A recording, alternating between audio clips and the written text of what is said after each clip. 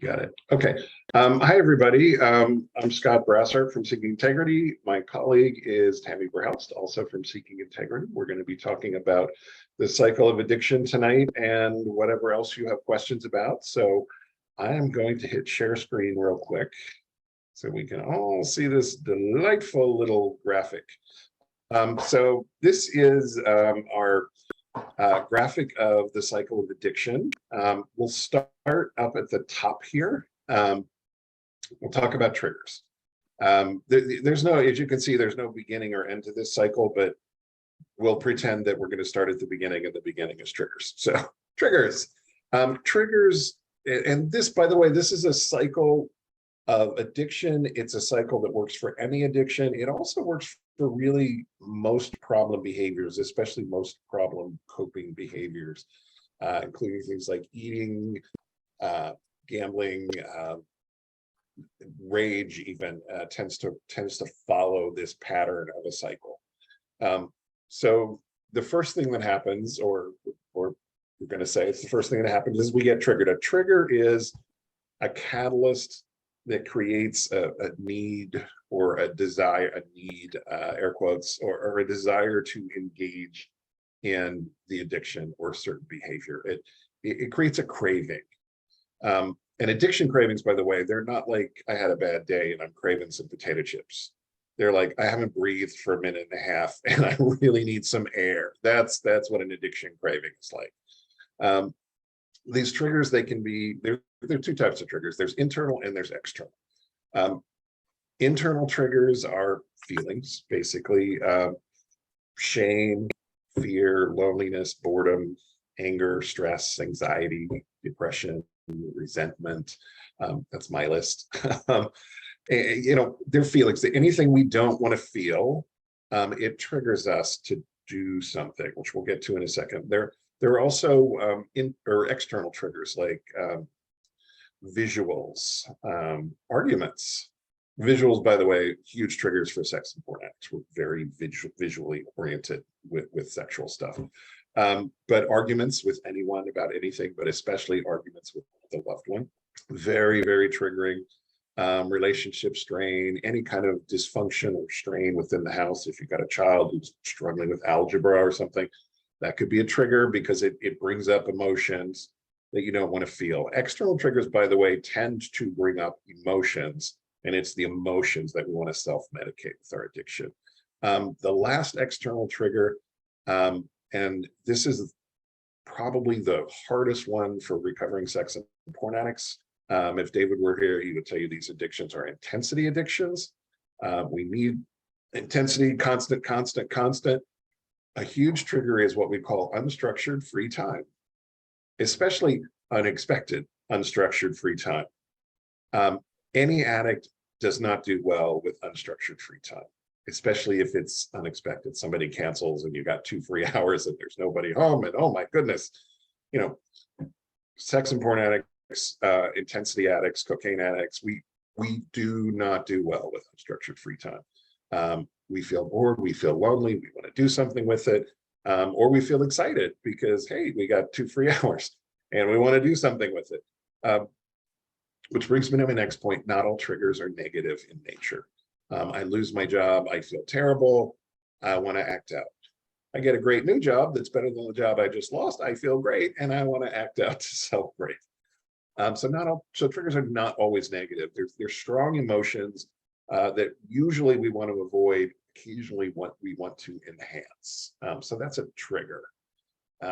Once we're triggered, and Tami, jump in anytime you want to add to any of this. Feel free. Yeah. I'm following along. It's all okay. Good. So yeah. All right. So once we're triggered, and I'm going to describe this for sex and porn addicts because that's mostly what we deal with at Seeking Integrity. But like I said, this applies to any problem behavior, especially any problem escapist behavior. But when we're triggered, we don't want to feel something, so we slide into fantasy. Usually this is unconscious. We don't even know that we're sliding into fantasy.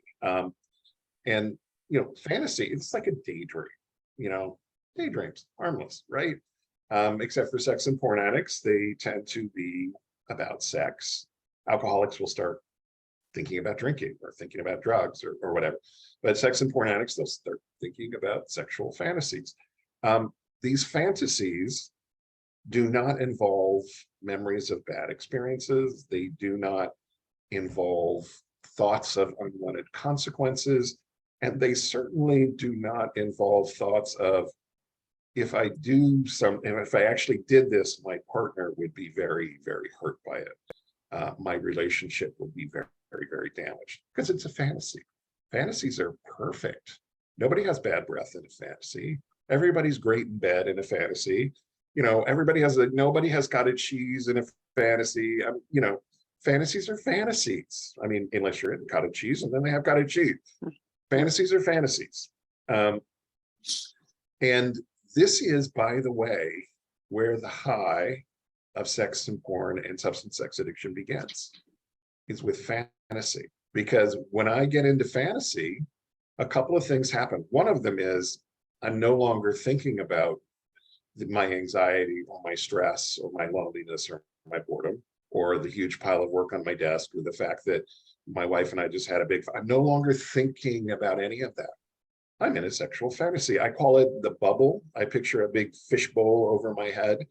I'm in the bubble, and the real world is out there, away from me, somewhere else. And I am alone in the bubble with my fantasy, and everything in my fantasy is perfect.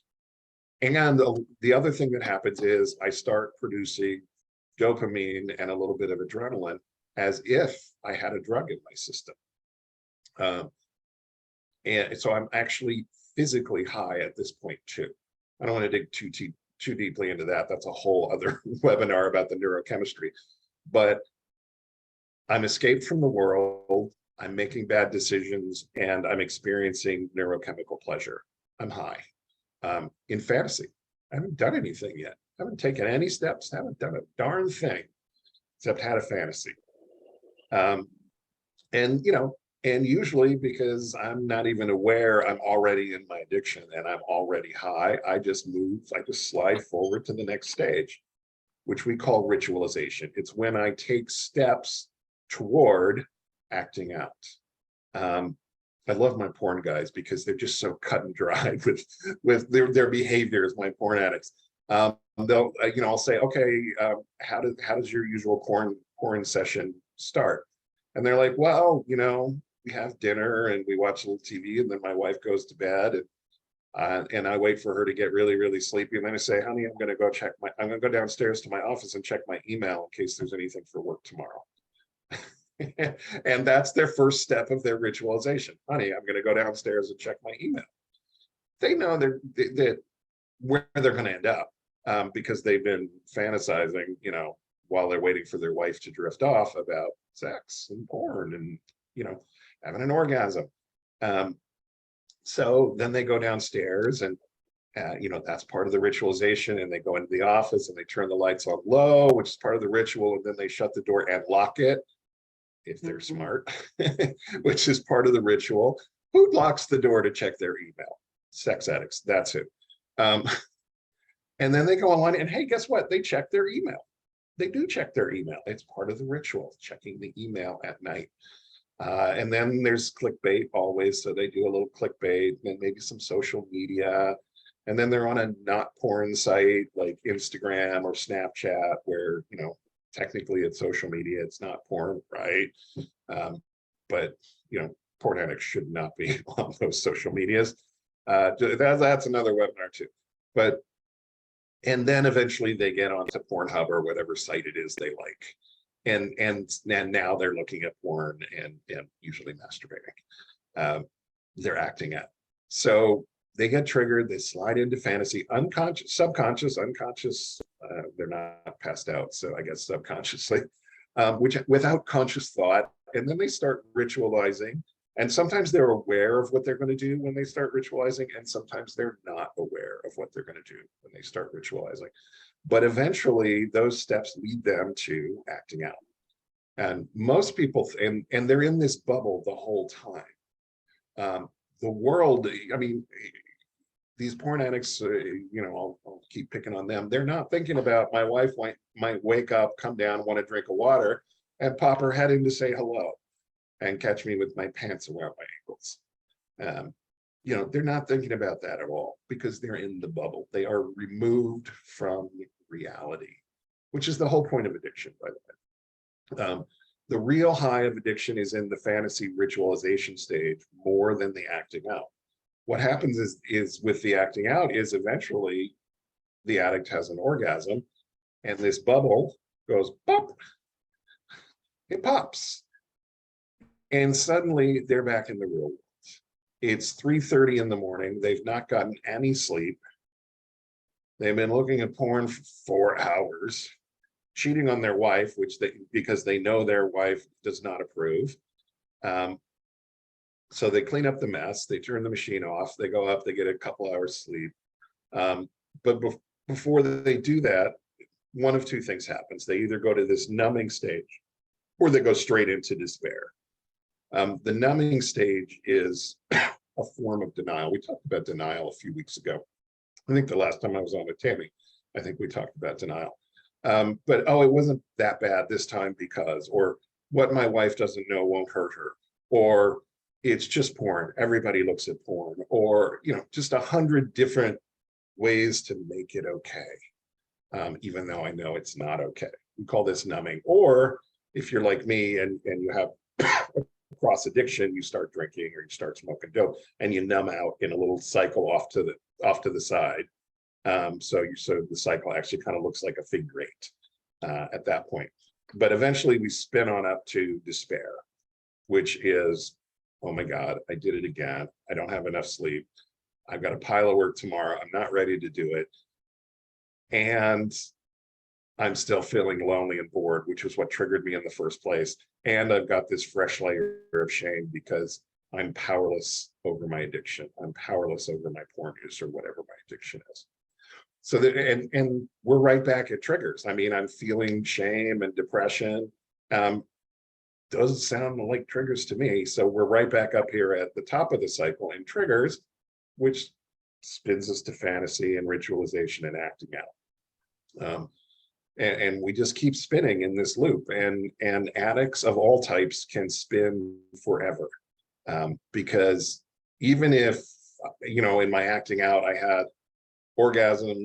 multiple orgasms maybe, and I'm spent sexually, I can zip through despair and go right back to triggered and into fantasy, because guess what, folks? This addiction, sex addiction, is not about sex. It's about escape. It's about being in the bubble. I want to be away from reality. This is why alcoholics drink and keep drinking. You know, they want to stay drunk. This is why drug addicts, you know, take a hit and keep taking hits. They want to stay high. We want to be away from reality. We want to be divorced from reality. And I can do that with sexual fantasy and even sexual ritualization without being able to get an erection. Sometimes porn addicts will look at porn for days, you know, and masturbate when they can and just keep looking when they can't, because it's not about the orgasm. The orgasm ends the high.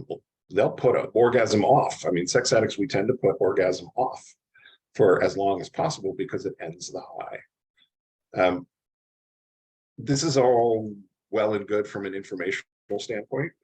Triggers, fantasy, ritualization, acting out, maybe numbing, always despair, which leads right back into triggers. But the real important part of this is, and I'll ask Tami a question. Tami, where in this cycle can I intervene?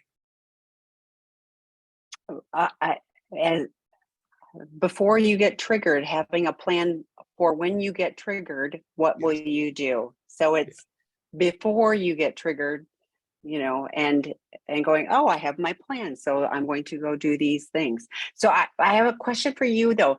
So like with you know, do you find when you're talking to the guys that, you know, are coming to the porn addiction 101, et cetera, do you find that like, do the time frames of like the ritualization, like going down to the office and doing, like, are they mostly the same, or do they expand, or, you know, because I think fantasy, I 100%, and I think with porn addicts, it's challenging because those images get in your head, and you can replay that stuff without even, like you don't have to. But what are your thoughts on ritualization? Is there like, do people have more of a set kind of time frame for that, or is it? It certainly, first of all, it varies widely from addict to addict. Right. And it can vary quite a bit for each individual addict, although I think most addicts develop their pattern, and will stick to it unless they're in a situation where they need to speed it up, or they have the luxury of slowing it down. And in those cases, they'll either speed it up or slow it down. But most sex addicts, I certainly had my ritual, and I could fill a day with it, or I could fill 20 minutes with it. If I, only had 20 minutes, I could fill a weekend Right. with it, at a weekend. Right. So the time frame varies, even by an individual addict, but certainly from addict to addict. I mean, some guys just spin really fast in the cycle, other guys take it slow, and then sometimes they'll spin for maybe 2 or 3 days, and then they won't do anything for a month, and then they'll spin for 2 or 3 days. That was my binge next drinker. point. Right, exactly. And I have people that go, like, I'm not that bad because, like I go, 30 days or 60 days or whatever.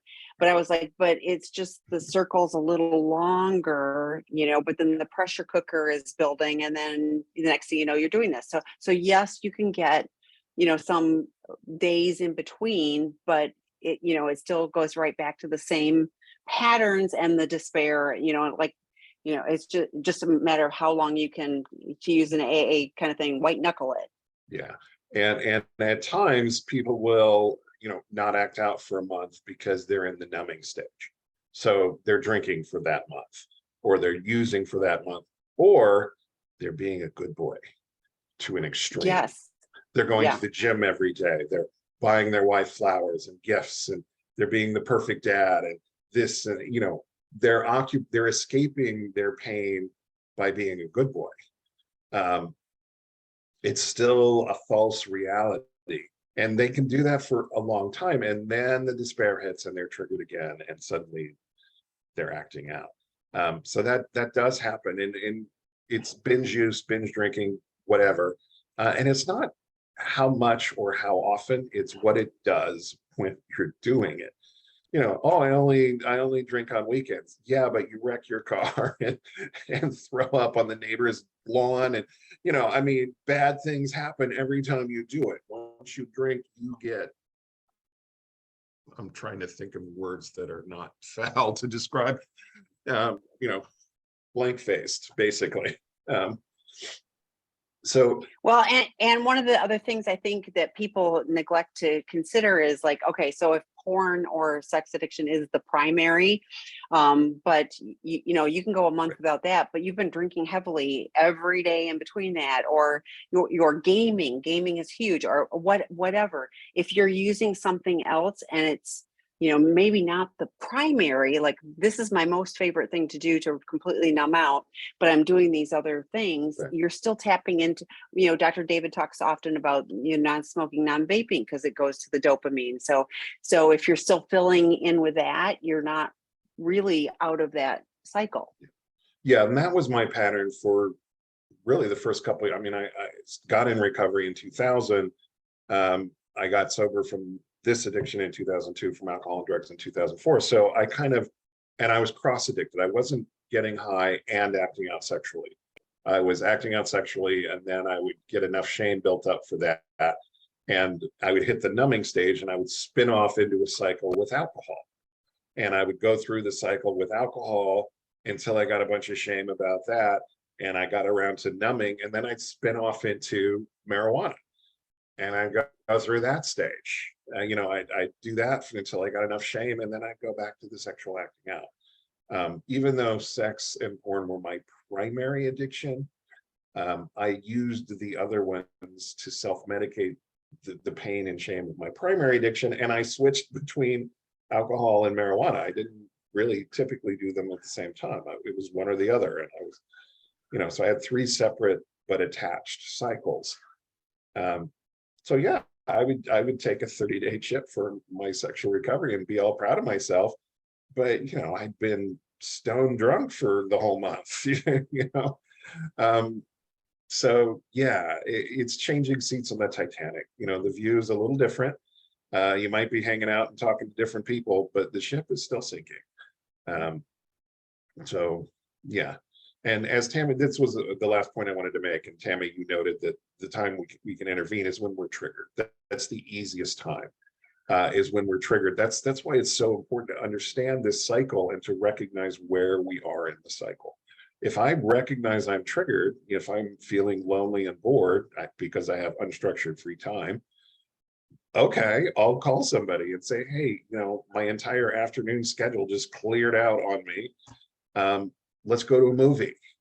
You know, I can find something healthy to do, preferably with another person, because that will alleviate lonely, and then doing something fun like going to a movie will alleviate bored, and then I'm fine.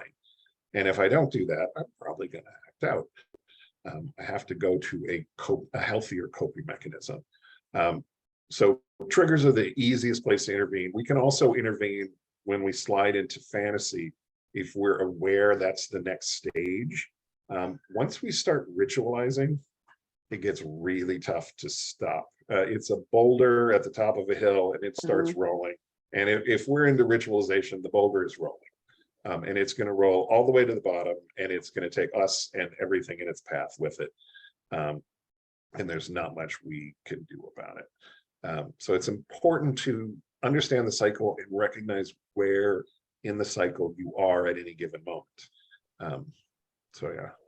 Well, and so one of the things I want to bring up, you've mentioned like the porn addiction. So on Seeking Integrity, we have porn addiction 101 level 1. We have sex addiction 101 level 1. The difference is, what is the acting out if it's all online? Porn addiction 101. But then you work on getting a plan, because as the saying is, a failure to plan is planning to fail. So getting a plan so that you go, oh, if I have, you know, a magical free time, what am I going to do? You know, but yeah, you're exactly right. Like with addicts, if you know, we need to be prepared, because we know triggers are going to come up. So what are we going to do? Not just go, oh, how did that acting out happen? You know, I mean, then you're doing the autopsy on, okay, I slipped or relapsed, you know? So, so I appreciate that. And being really clear that people's, you know, cycle, it isn't, you know, like it can be one right after the other, but it could also be, 30 days, I'm doing so good. Boom. So, yeah. Okay. So first question is, am I hearing you correctly when you say the addict does not even have to get an erection or masturbate to be in addiction? Yes, you are. Absolutely. Look, I'll give you a Saturday at the height of my addiction. You know, that was a day off, you know, I hadn't been to the grocery store all week. The apartment was a mess, you know, 87 errands to run, people to see, things to do, you know. And I would wake up and think, I got people to see and things to do today. Okay, here's what I'm going to do. I'm going to go online. I'm going to look at porn for 15 minutes. I'm going to masturbate. I'm going to get it over with. I'm going to control my addiction with yeah. Brilliant. An addict at his finest. And then I'm going to get in the car and go run my errands. So I would get online for 15 minutes, which would be 2 hours, because, you know, I'm an addict. And then I would have my orgasm and think, okay, now I can get something done. And I would get in the car to go to the grocery store, and it would turn right instead of left all by itself. It just turned right, because that was the boulevard where the hustlers were. And I would start cruising for a hustler. Now, I had just had an orgasm, just masturbated and had an orgasm, and now I'm looking for a prostitute. And I would cruise for all day. I would literally lose a whole day.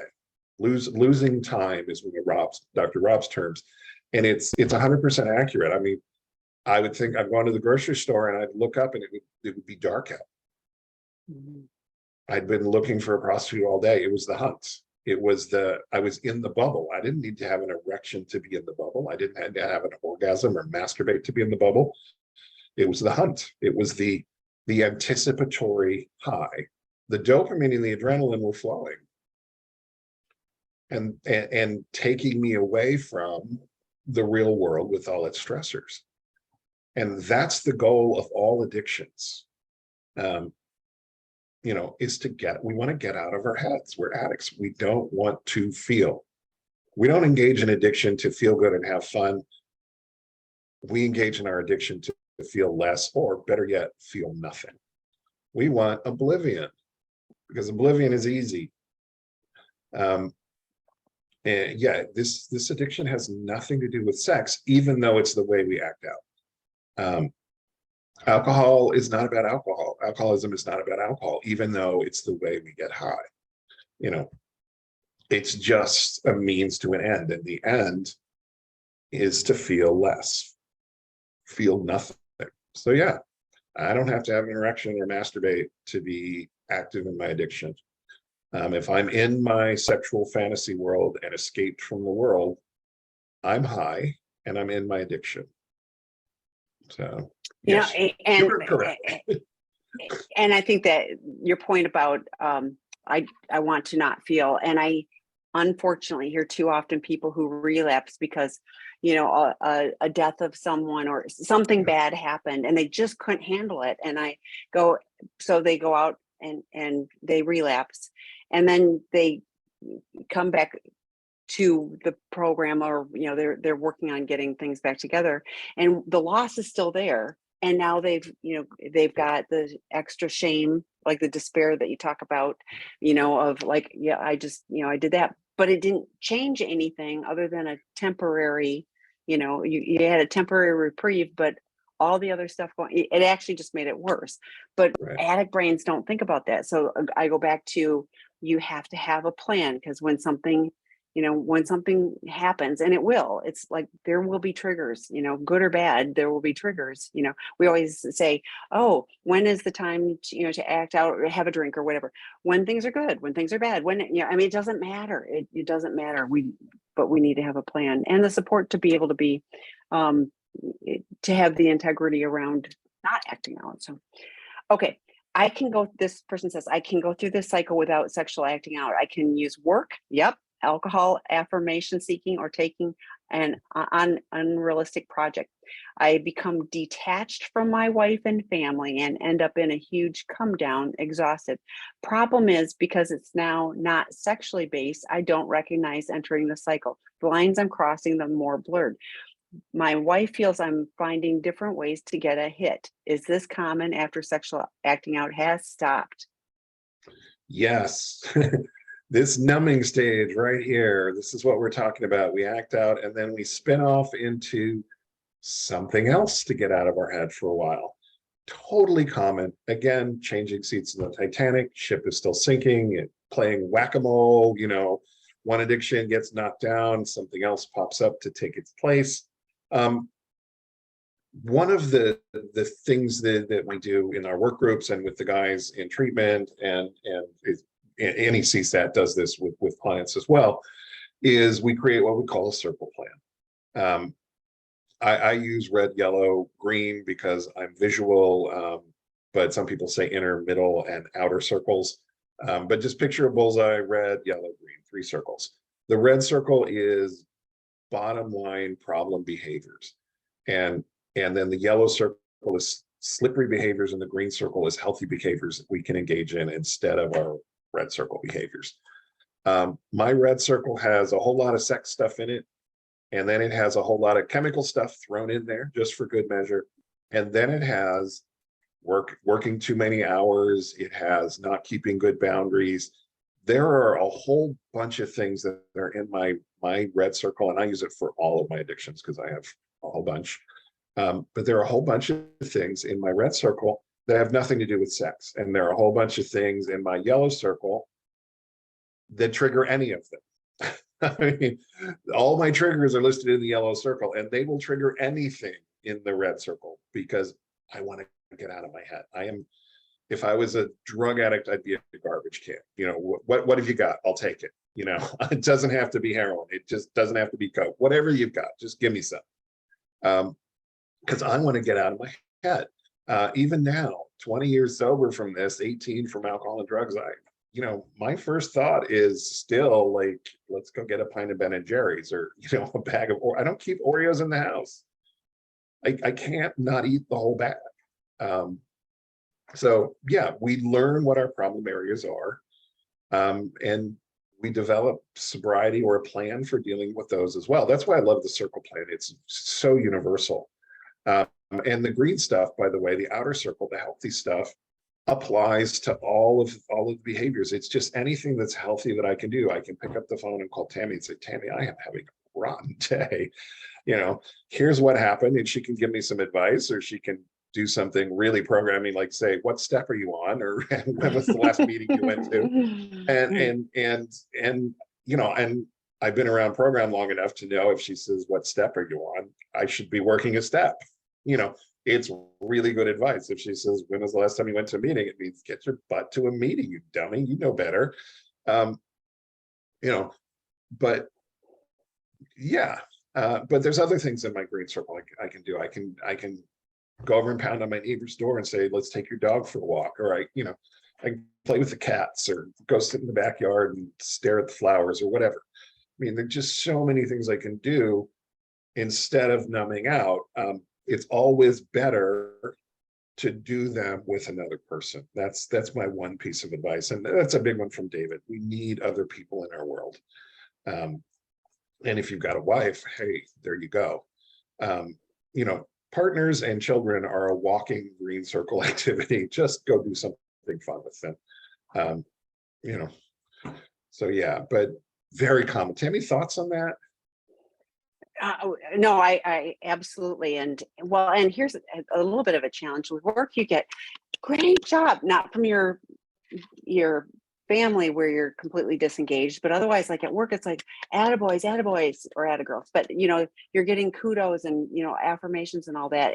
But it is one of the things that we screen for when clients come into our program is money and work issues, you know, and work, it can be low achieving because I'm so distracted, and, you know, I was using porn, I got, you know, whatever, you know, so I didn't get the promotion. But it also can be like, I love focusing on work because like I get, you know, this, and I can completely get engrossed and engaged in it. And but anything that has the negative consequences where it's taking you away from your real life, because our real life is the green circle. That really is the real life, you know. So when we're down in the red circle, we are blinders on, focused on this stuff that doesn't give meaning. I mean, it's the connection with other people. Like I love what you just said to Scott about, you know, like do something with another person that, you know, that is meaningful. You know, we've talked before too, Scott and I, but you know, like you sit down in a 12-step meeting and they start reading the stuff and like, I just settle in, and whatever, you know, extraneous thing that I was thinking that was so darn important or whatever, you know, is way less important in that moment. And I use a lot of the, you know, how important is this now really, and how important is this going to be in a week or a month or whatever.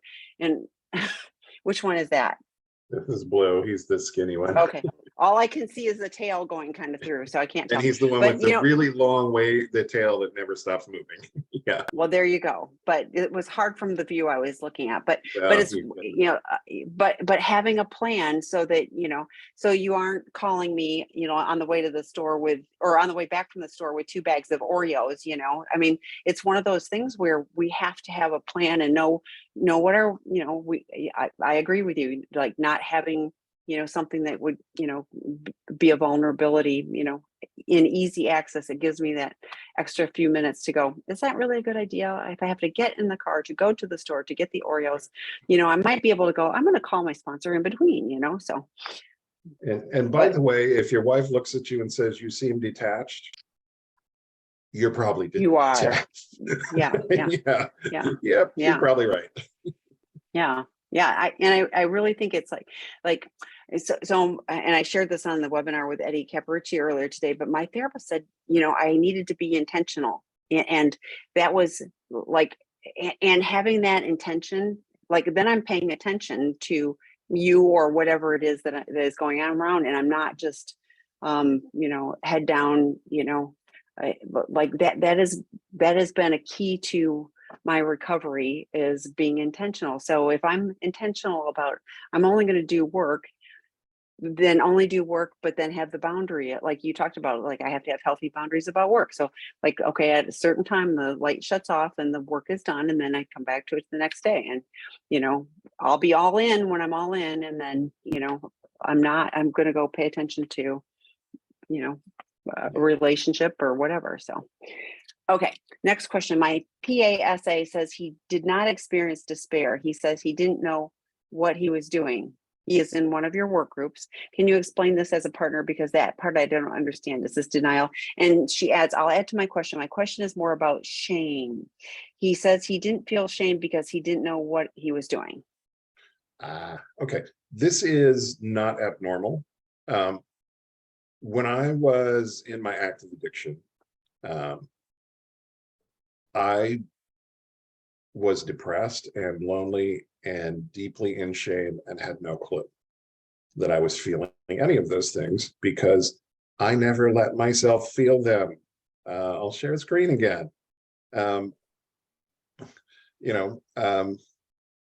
Triggers, fantasy, ritualization, acting out. And I would either numb with one of my other things or start to feel despair and say, to heck with that. And I would jump forward to fantasy again. Because I didn't want to feel shame and lonely and depressed and anxious. I didn't want to feel those things, so I didn't. And I had so many wonderful ways to numb out, with porn and prostitutes and alcohol and drugs and, fast food. And, it was really easy to never feel my feelings. When I got sober, when I stopped acting out, and also stopped drinking and drugging, then I started to feel my feelings. Then I started to realize how deeply shame-based I was, how depressed I was, how anxious I was, how lonely I was, how bored I was, how small and empty my world had become. But in my addiction, I did not let myself stay in despair for more than a few seconds. So I was pretty clueless about how miserable I and my life were until I got sober. So yeah, it's not impossible. And in fact, I think it's not even uncommon. I think, a lot of addicts, they're very aware of the shame they're feeling, things like that. But a lot of them make it into recovery without ever really feeling that. It will come. It will come. It might take a little while. We're going to have to break through his denial. And, I think I know who you're talking about. And we'll get there. We're working on it. So, yeah. I think it's really easy to be shut down and compartmentalized as an addict too. So I'm going to keep any of that locked away, really tightly, and just keep doing this and keep going with the lying to myself of like, I'm not hurting anybody. I'm not really doing anything, whatever. It doesn't really matter, So I think a lot of us are able to deeply compartmentalize. I remember, like, when you're talking about that, I was like, oh, I remember those tinges, and I was really quick to go do something to make sure that went away really quickly. I'm like, that was the most awful, uncomfortable feeling. Like, of all the feelings that are uncomfortable, that was the most awful. So that just kind of, got, really quickly. In the time it takes to say, poor me, we can pour ourselves a drink. I mean, yeah. And in answer to your question, is that part of his denial? Yes, it is. It's absolutely part of the denial. If I feel the shame, then I have to deal with it. So I'm not going to feel it. I'm going to lock it in a box, shove it in the way back of my mind, and never look at it again. Yes. And that's a huge part of denial. Okay, so the next one, I have a question. For me, abstinence works best if I have a problem with it, like alcohol and sex. But is there any hope for finding a middle ground where one can occasionally, like every few months, engage in an addiction in a way that is not destructive? For example, for things like eating, if I have a problem with sugar, can I occasionally eat it without overdoing it? This is a really good question. we define sobriety for sex addiction and eating disorders in a very similar way. And it's a very different way that we define sobriety from alcohol, drugs, gambling, things like that. Alcohol is not life-sustaining. Drugs are not life-sustaining unless they are prescribed by your doctor and taken as prescribed. Gambling is not life-sustaining. We can live without those things. Sobriety is permanent, long-term, never again abstinence. Eating disorders, we need to eat to live. So this is why we create circle plans. This is why circle plans were invented for like sex addiction. That's what they were invented for, sex addiction, but they're applicable to everything. We need to delineate the behaviors that are a problem, our red circle. We need to delineate the behaviors that are slippery, that lead us to the problem behaviors. That's the yellow circle. And then we need to define what's healthy. We do this with eating. We do this with sex. Most people with an eating disorder, they can have a scoop of ice cream. They just can't have the whole gallon. It's the gallon that makes them sick. It's the gallon that leads to morbid obesity or purging or the really problem stuff. So if you want to have a scoop of ice cream, it's fine. With sex addiction, the goal here is not long-term permanent abstinence. If I told that to sex addicts walking in the door, they would spin on their heel and be out the door so fast. We would just be like one of those cartoons where they're there and then there's like smoke where they were. Yeah, it's about figuring out what's not healthy, like cheating on my wife and looking at porn for 6 hours and masturbating until my penis has sores on it. That's not healthy. And what is healthy? Emotionally intimate sex with my wife or my long-term partner. That's probably healthy. And by emotionally intimate sex, I mean, we have emotional intimacy. We feel connected. We feel safe with one another. Nobody feels manipulated into sex. We both want to do it. We're in the mood. It's playful. We're having a good time. I'm not thinking about other people. She's not thinking about other people. That's emotionally intimate, connected sex. It doesn't mean we have to be in the missionary position, looking each other in the eye and saying, oh, I love you so much. You're the best. A quickie with the washing machine is great as long as there's emotional intimacy going on in the background. But sex addicts, we tend to be really disconnected. We tend to be emotionally not intimate. We're afraid of intimacy. If I show you the real me, you might leave me. You might reject me. You might run away. So I never show you the real me. I pretend that I've shown you the real me, but I don't. I show you the facade. I show you the fake me. I show you the palatable version of me that you might stick around with. Part of recovery is developing emotional intimacy. Tami was describing our healthy intimacy and sexuality work group. Level 1 is healthy intimacy. Level 2, we start talking about moving forward with a sexual relationship. Because the intimacy needs to come first. A scoop of ice cream is intimate. A gallon is not so intimate. It starts to get it, it's got to taste like wax by the end. I've never eaten a gallon of ice cream, but I can't imagine it tastes very good at the end. So that was a long-winded roundabout answer to a straightforward question. Tami, can you clarify? Well, I've owned before. I have struggled with an eating disorder, but yeah, like what you were just described it's not about enjoying it; it's about numbing out. So with a gallon of ice cream. So, but one of the things I guess I was feeling a little fear for you, and here's why: because if you're abstinence on everything, like there's no joy in life, and guess what, at some point the rigidity of that, my suspicion is you'll go, screw it, I'm gonna, whatever. So I've shared this before too. When I first came into the program, I was like this, the big old pendulum. And as I've gotten into recovery, I found like the balance, but I'm not, like I'm going to have the scoop of ice cream. I will have one, I will put it in a bowl. I will savor and enjoy it. I will make it an event. I'm not just going to mindlessly eat the ice cream, to numb out. So like, but that's very different. Like I'll have the ice cream, but there's no way in heck I'm having the alcohol, because I don't know. Well, actually, I know 100% what that will do for me, and I, like finding the intimacy with sex. So it is not about, I was just at a 12-step meeting, and I forgot the saying now from the big book, but it's not like we are not I forgot the right word. You're not a glum lot. Glum lot. Thank you. That was it, because Okay. I cracked up because I was like, it's such old. Thank you. I couldn't think of it, but we're not. And so like, if you're restricting on everything, that's almost, kind of going to the other, aspect and problem. So it really is, how do you find the balance of what works for you? If every time you have alcohol, if you identify as an alcoholic, it is abstinence. There, it's a chemical reaction to it, whatever.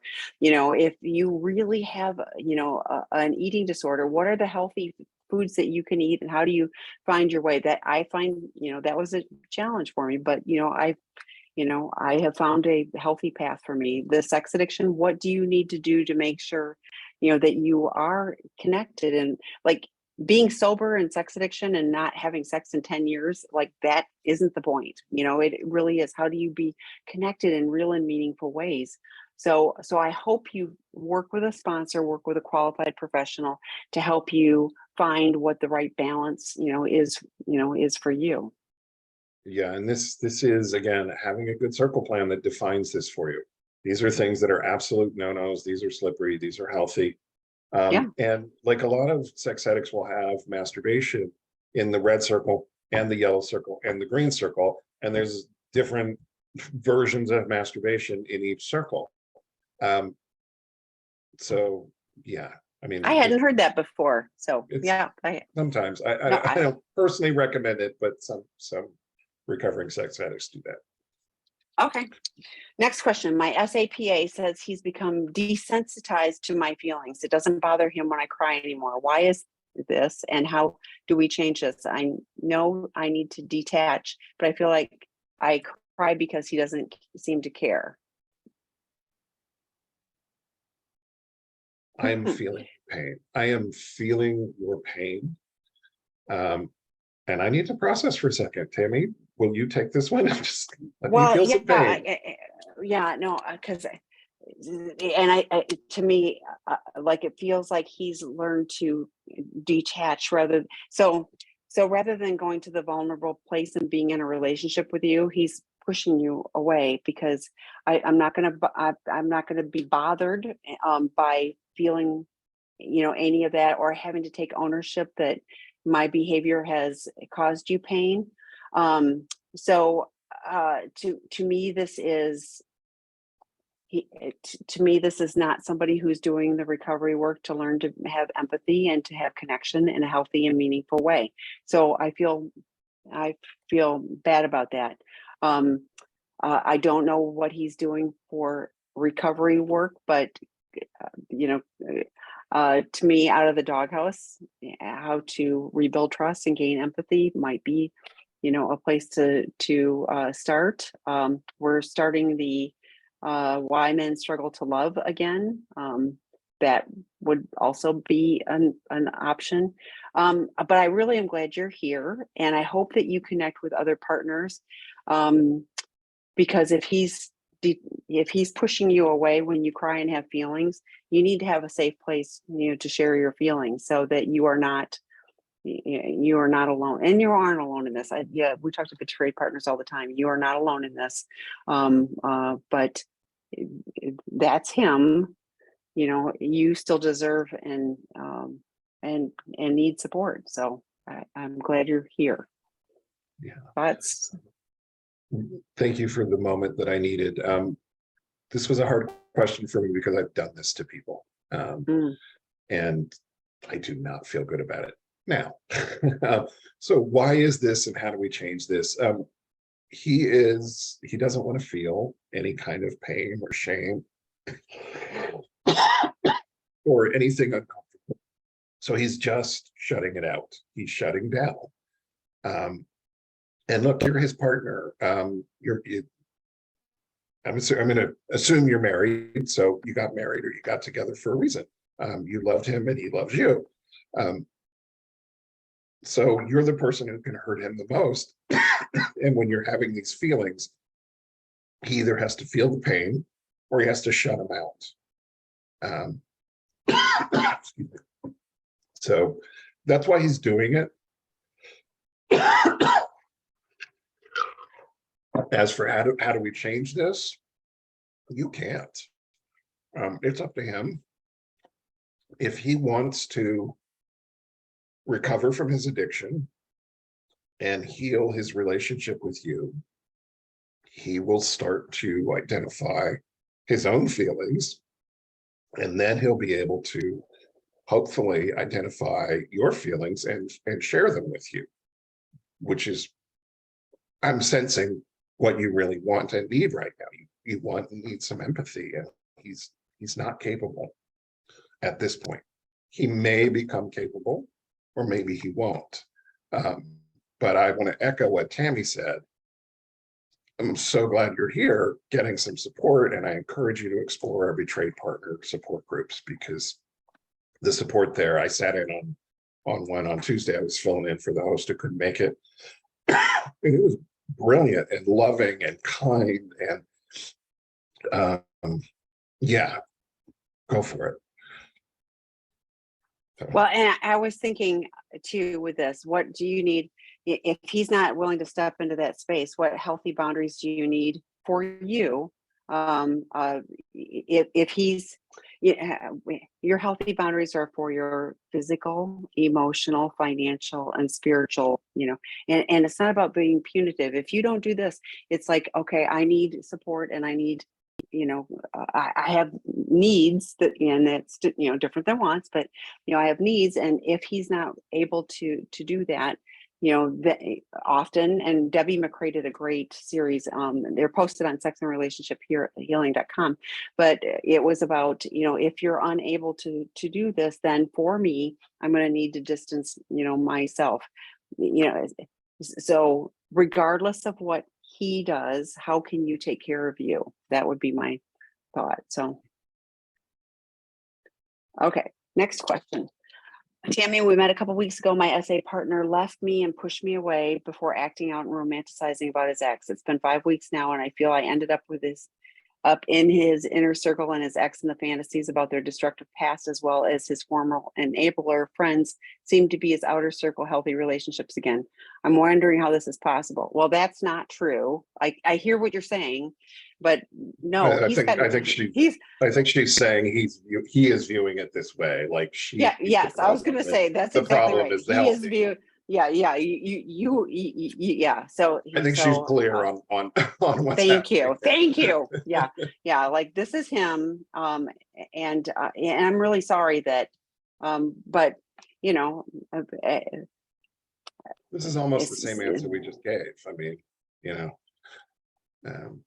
I feel your pain. Yeah. And some addicts, unfortunately, choose not to get recovery. And we get guys that come to our treatment program that, after multiple relationships, they go, oh, I could have, had I gotten help, I could have saved this relationship. So I'm sorry for your pain. And the other thing is, like it was an ex in the first place, like that. There was reasons why it was an ex, but yeah, they're in the fantasy and everything is like, why did it, whatever, what do you need to do to take care of you and heal is my hope that you find that. Okay.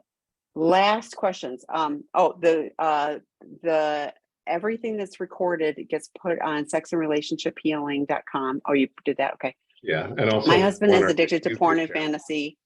Okay, and yeah, but start here first because the recent ones are there. I think that's all he's done. I really do believe that. We've been married 2.5 years. We want to have kids, and he does it, especially right now. I feel conflicted because I don't want to have kids with someone who does porn. I fear our kids would not be free. Any suggestions? I fear he would not be a consistently good dad as a husband. Yeah, I mean that is true. Dr. Rob talks often about, the guys go, oh, I'm a good dad, and you're like, no, not if you're hurting their mom, or you're standing at the little league, field, objectifying, other people, or swiping on your phone, so and he does. So Dr. Rob does expert consultations. He gets a lot of these where I'm fearful of having children with this person because I don't see them being, in recovery. So you're not alone. Scott, thoughts? Yeah, you can set a boundary here. Yes, I want to be with you. Yes, I want to have children with you. No, I do not want to make a baby until you have 1 year of solid sex and porn addiction sobriety. Mm-hmm. And I think that's pretty darn reasonable. You need to, if you're seeing a CSAT and you're going to 3 meetings a week and you get this much time sober, we'll get busy again with the baby making. Until then, I'm not going to take that risk. I mean, because you need to feel safe, not only as a wife, but as a mother. And it's clear that you don't right now. So you get to set a boundary and he doesn't have to like it. Your boundary is about you staying safe, not about him being right. So right. I agree. So okay, that's the end of the questions. Thanks for letting me hang out with you tonight, Scott. So yeah, thank you, Tammy. Thanks everybody for the great thanks for the great questions too. So all right. We'll see you next week. David will be back next week. So back to usual. Thanks again, Tammy. You're welcome. Bye, everybody.